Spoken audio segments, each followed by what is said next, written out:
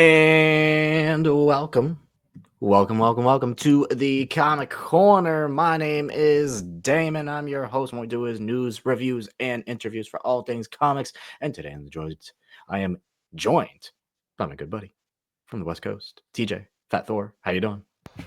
Doing great, my friend. I'm doing great. It's great to see everybody at home listening and watching.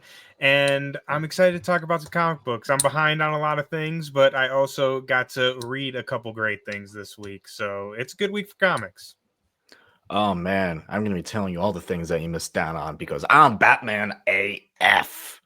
The AF, not really knowing. Is it AF, our co-host? AF, the other term? I don't know. I guess we'll find out. But Absolute Batman #2 dropped, and golly, is it a book? Oh man, this is Absolute Universe just kicking. On the other side, Marvel's Ultimate Universe. This is Ultimate X-Men #9. I know it's been polarizing, but we have been enjoying it here on the show, so we will chat about that. And what is my purpose?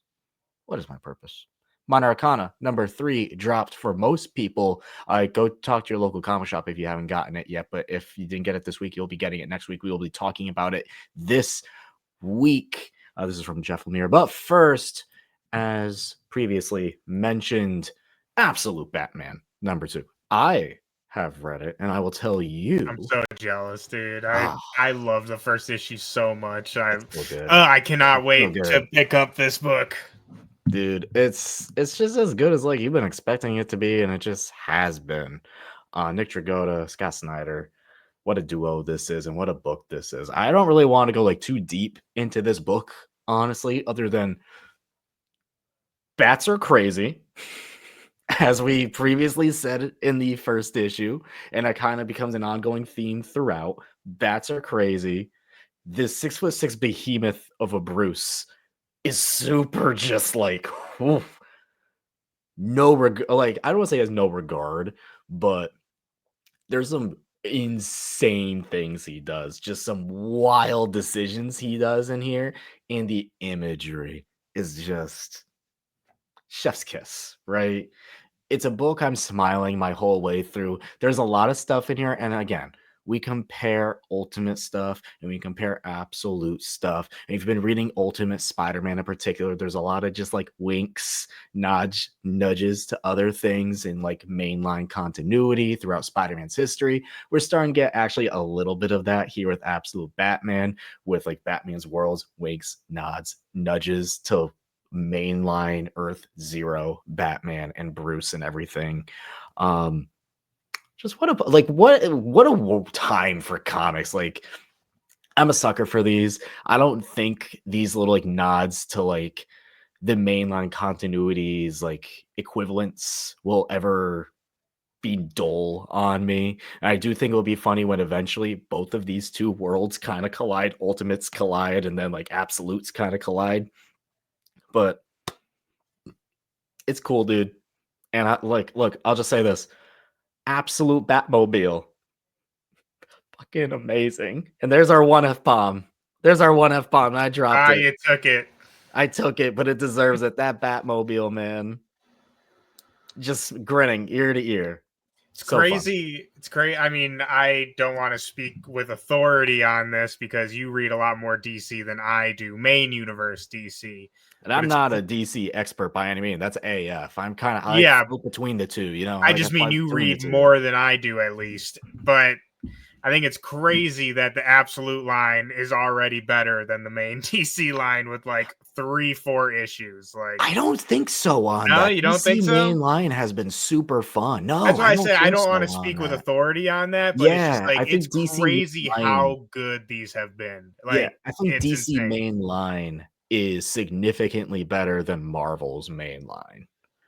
But the absolute Ooh. and ultimate compare like boats head to head Hmm.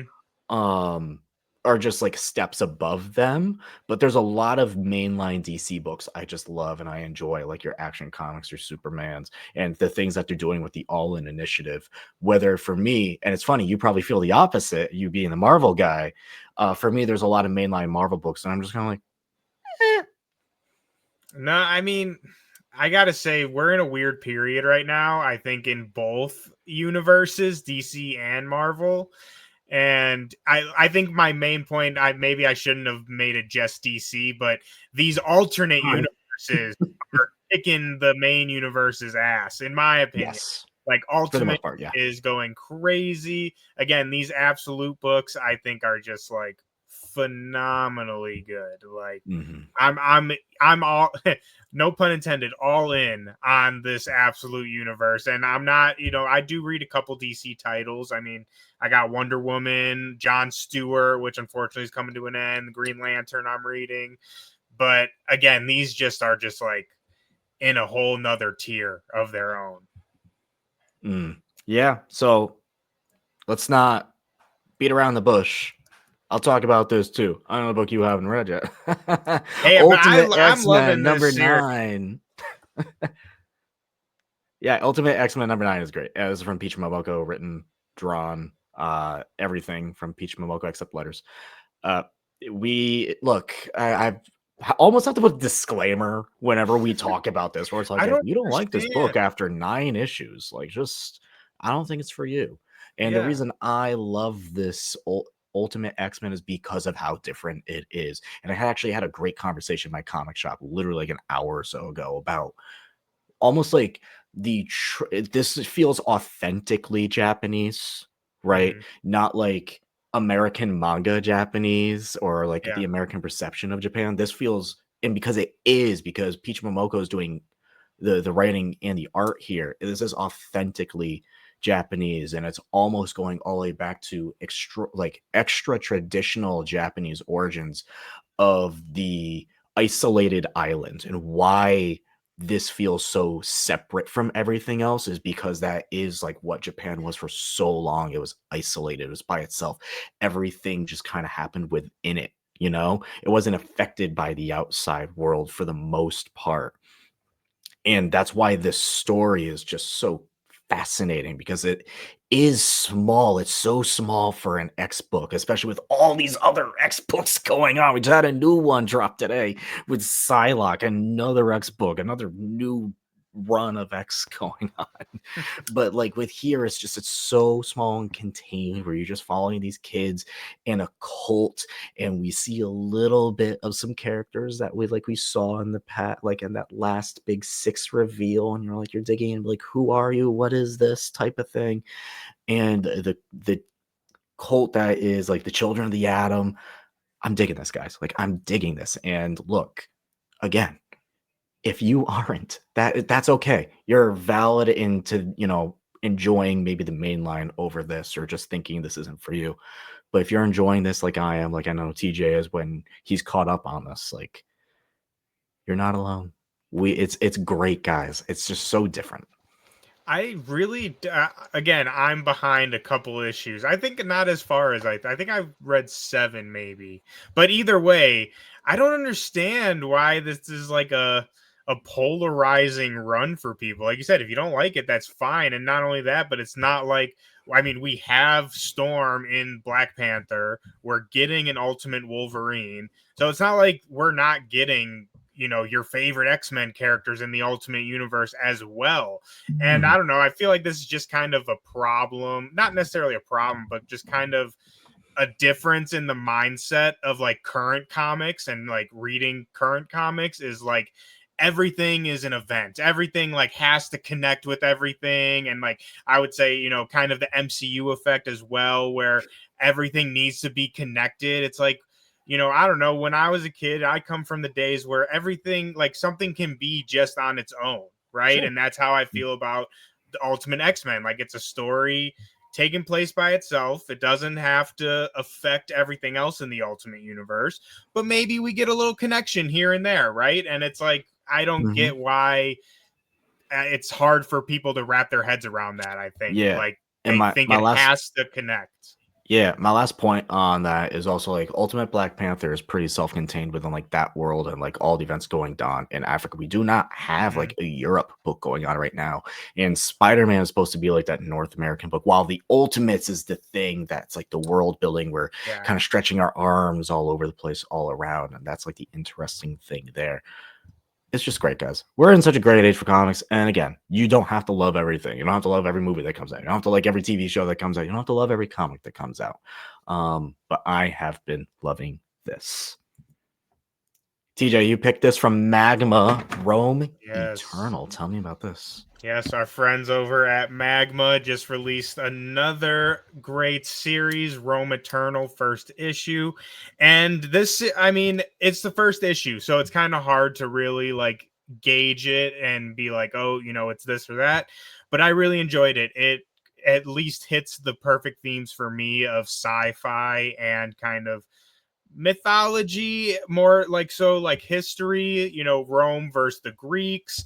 And we have like kind of a superhero team of they're called, let's see, the mysteries of Mithra is what they're called. And it's, you know, you got like your warrior, you got like a kind of spellcaster kind of thing.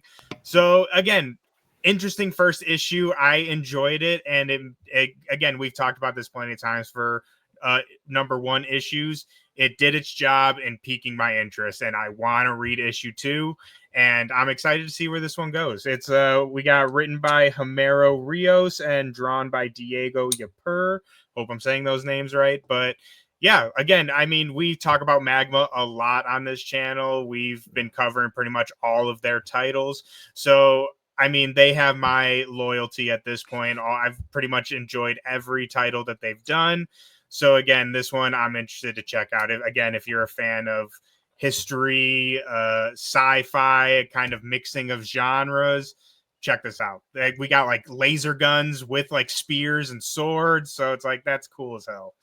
Anything with Rome too, it expects some mythology. I know you're a big mythology buff as well, so interested to see if maybe we get some good old-fashioned Roman mythology going forward in this series as well. So keep an eye out on this title, Rome Eternal from Magma.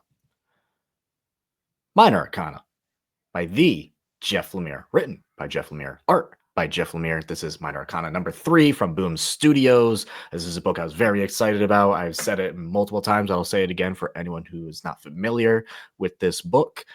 This is Jeff Lemire's ode to Vertigo comics of his youth. Fantastic sell, fantastic pitch. And the first 2 issues I absolutely adored. I know it took you in particular like 2 issues to really kind of come around to it and be like, I see where we're going with this now, because it isn't just like a big action-packed adventure. This is a small scale, but with a magical, mystical twist. And this issue is really personal, right? This is an issue where we see our main protagonist, who may not be the best person, but that's always sometimes the best protagonist. And she goes on and confronts her ex. And it's a very big personal issue about essentially accepting your destiny. TJ, did this 3rd issue, did you enjoy it? Or are you kind of like, I don't know anymore? Or are you like, I'm in? Well, I'm in on the series. Like I said, issue 2 sold me, so like I'm in on it, but I did feel like this issue was kind of a what's the word I'm looking for? Not like a filler issue, because it definitely Yeah, it definitely progresses not the a filler. journey for Yeah. sure, but just like a little low. Not again, I don't know what the word I'm looking for is, Was it but it because it was was like, slow and maybe just like it's because we say yes. slow burn a lot, but I'll say this, and I apologize to cut you Mm, off with no, this. please do, because I I can't think think of what it's I'm trying to say. interesting in particular to have this issue. Like, I think it's fascinating to have this issue, which almost feels like an issue 6, right? Because this is almost like the big conclusion of like, okay, now we begin the journey, which is almost how Hmm. like the first volume to a trade ends. But you do that halfway through theoretically your first arc. So it's weird to be like, oh, we're having this big conclusion now and like already, but now I feel like we're really able to, after this, we're going steam first, head first, like full Hmm. steam ahead, right? That's why I really enjoyed this issue, because like, we have those emotional beats. She's able to confront someone that she like, without going into spoilers for anyone who hasn't read it, because I want you all to read it. She's able to confront something that she did pretty wrongly in the previous issue and patch things up there and really accept like what her fate and destiny is. And at the very end, I don't want to say this is a spoiler, but this is great imagery because this whole thing has to do a lot with tarot cards and a tarot deck. And at the very end, she throws away one of the cards, which is into the ocean, which is the Fool. And you're like, oh, did that card in particular have to do with anything? Well, almost every character in this book is symbolic of a card, and she is the Fool. If you go all the way back to the first issue, one of the variant covers, and if you've been following the variant covers, it showcases a different character in this world and what tarot card they represent. So she's almost putting that part of her literally behind her as the Fool to go forward. I like that. I like that. Like I said, I liked the issue. It just like you said, I think just like felt like a conclusion to this kind of Yeah. intro to her, and it's like, okay, now I'm ready for like the rest of this adventure. Yeah. Yeah, it felt like almost like these, we sometimes say comics are like TV where each issue is like an episode. It almost felt like Yeah. Like these this wouldn't first be my favorite three episode issues. of the 3, Yeah, but but it I almost didn't felt like these not like first it. 3 issues were like a one combined episode because that's an Mhm. arc, right? Like, we understand how television and comics work. But I really dug this. I thought this was a really nice conclusion to where she is at this point in time and like putting it all behind her and be able to move ahead. So hats off to Jeff Lemire for this one. Space Ghost. Tell me about it. This is our last book of the Love week. it. Love it. Absolutely love it. Our boy David Papose. There's something that I really love about this book, and we've talked about this for like other comics like Scarlet Witch as well. But it's got that great villain of the week kind of formula. Very short 1 to 2 issue arcs. We just kind of wrapped up a big one with Zorak, which again just like went through like I think 2 issues. So it's fun. It's exciting. This issue, we go to like this planet filled with all these animals who can talk. Our buddy Blip, who is Jason Jan's like pet monkey, he gets the ability to talk in this issue, and he's like super smart and like elegant in the way he speaks. So it Oh, like just British accent style? yeah, Oh it's really boy. fun. It's really great. Again, it doesn't skimp on the kind of action and whimsical spectacle that you would expect from like the Space Ghost TV series, but it still takes itself seriously. And I'll take 100 issues of this. Like I said, I think it has that perfect format to where we could go as far as we want with this, right? Like we could end it on some kind of really big explosive, conclusive arc, or we could just keep having adventures. And I, for one, am in the camp of let's keep having adventures because I am just having a great time. I recommend anyone looking for something a little bit more classic superhero-y. And like outside of the big 2, like obviously we have Superman and all that, but yeah, outside of the big 2, definitely check this out. Pick it up if you're not already. Gotta love a good Space Ghost story. Good Yeah. classic, like, I don't know, space cosmic adventure, right? That's It's what I mean. It's like classic comics, like Saturday morning cartoon. And again, I Mhm. love, 1, 2 issue arcs. A lot of it, you can really jump in fresh almost any issue. Oh, I'm a I sucker mean, for 2 issue arcs. Oh, yeah, it's yes. great. Ooh, And yes. creative villains, we're getting new ones all the time. It's awesome. Awesome. I got to get Absolutely. David on here. I've shameless plug. I've had him on my other channel, Sons of Milnir, a couple times. You can go hear about Space Ghost over there. But I got to get him here on the channel to update that conversation. And he's about to do Cable too, so Mm. keep your eyes on him on Propose, people. I'm telling you. You know what I'm about to ask next. You know what I'm about to ask next, buddy. The Have it end of the written show. down. He has them written down. Yes. He has them written down. I'm not going to stop him. I'm not going to filibuster. Tell me, Yes. what are you picking So, up like I next week? said, I'm unfortunately very, very behind on a lot of. So I haven't picked up comics in a long Your time. So stacked buddy is going to dude, be. I'm The scared. longer you wait, man. I know I'm gonna have to split it up. But if I were to pick up my comics this week, what I would be picking up is Thor number 17, Immortal Thor 17. I'm a sucker for Thor, obviously. Ultimate Spidey, we have been raving and loving about that. Scarlet Witch, another one of my favorites. I love this series so much. I know it's like restarted like 3 different times now, but I kind of just think of it as one big series, and I love it so much. And then Wolverine, the third from the Ashes. He's got like 3 different titles going on right now, but the From the Ashes Wolverine issue 3 is coming out. Our boy Martin Kokolo killing it on the art. I mean, it's one of those, I like the story, but I would pick up just for the artwork alone because I'm just such a big fan of his. But yeah, and that's my pulls. I got a couple other ones here and there, but those are like my top ones I'm excited for. Oh man, that's a good one. I absolutely will shout out. Ultimate Spider-Man number, what is that? 11. Ultimate Spider-Man number 11. Do you know why I'm particularly excited about that, sir? Why? You know who will be making their first real appearance in the Ultimate Universe in that issue? Bats, the dog. Oh, could you? We're getting Ultimate Black Cat. Black Cat. So that's very exciting. Hell yeah. I'm excited about that.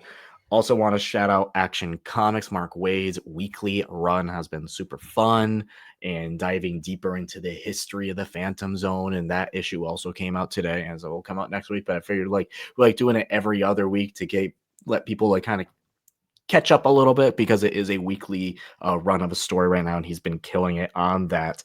But yes, I have to shout out one more book in particular, because a certain singer of a certain band decided to announce a certain tour that will be going on next year, and that is Mr. Gerard Way of My Chemical Romance, the writer. And we've also interviewed right here on this channel the artist of that book, Chris Weston, and the penultimate issue of that is coming out, of Paranoid Gardens. So have to shout that one out. I've been really digging that book, and I kind of don't want it to end, but because now that book ends, maybe that means, hey, Mr. Gerard Way clearly has time now to put on a nice North American tour of one of my favorite albums. And I'm very excited about that. And one last shout out, Lilith number 2, I believe, is actually finally coming out next week. I've been like, it's coming out this week. It's coming out next week. It should be, hopefully, coming out next week. Just keep an eye out on it. And one last book. You ready for this one? Yeah, I actually have another one too, so you go first. I'm saving this one for the very end, and this is the last book we're plugging. No, I got one. I got another one. Do you want me to go then first, and then you want to end it with that one? Go for it. Pedestrian number 4. I forgot to mention it before. Yep. Pedestrian number 4, the end of the first arc. Mm-hmm. I'm telling you, people, I've been telling you this whole time, you have to pick up the Pedestrian. End of the first arc, perfect time to jump in before the second arc begins. Go, pick it up, Pedestrian number 4. All right, now you go. There's only one boy. One little boy that could get me to read a Venom War comic. And Venom War, It's Jeff, is coming out next week. Kelly Thompson, Guri Hero art. Look, it's Jeff. It's gonna sell. I hope this is like the one Venom book that really just completely sells out, because that just would be pretty great. Hey, Venom War hasn't been too bad. I haven't been hating. I'm just done with symbiotes. You know that. I know. Especially after that movie. What movie? Anyway. Buddy, that'll do it for this issue of The Comic Corner. As always, go support your local comic shops. Go pick up some comics. Go get some floppies. Go read them. Enjoy them. Love them. Take them all in. Because until next time.